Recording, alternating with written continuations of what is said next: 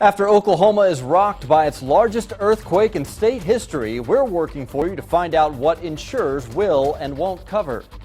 Good evening and thanks for joining us tonight here at 6. I'm Brian Sanders. And I'm Karen Larson. That record-matching earthquake over the weekend has many of you pulling out your homeowner's insurance, trying to determine if you're covered.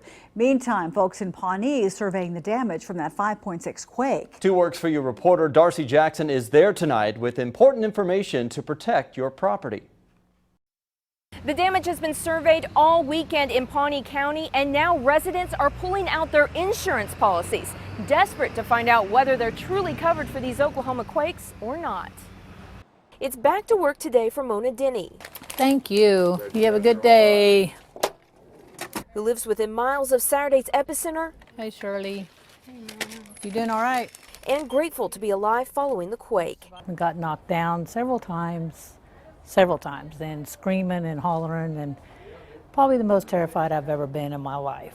After 20 seconds of terror, it didn't take long for Denny to learn her home's fate. Disheveled furniture and heirlooms were only the beginning. There was over 24 piers, is what they call them, underneath the trailer that had broke, and he was like, oh my, that's the worst I've seen in 15 years. So he didn't know even how the double wide was still standing up. She says she has insurance designed for seismic activity, but it doesn't bring much comfort. I'm worried about what it's going to cover, because they're pretty sticky on some of that stuff. When it comes to man-made quakes, the state insurance commissioner says it all comes down to policy language. While most homeowners' policies don't cover earthquakes, standalone coverage can cover repairs, personal property, even living expenses. But folks must make sure they're covered beyond a force of nature. It's not good to see, your facilities damaged, but we're looking to get it taken care of.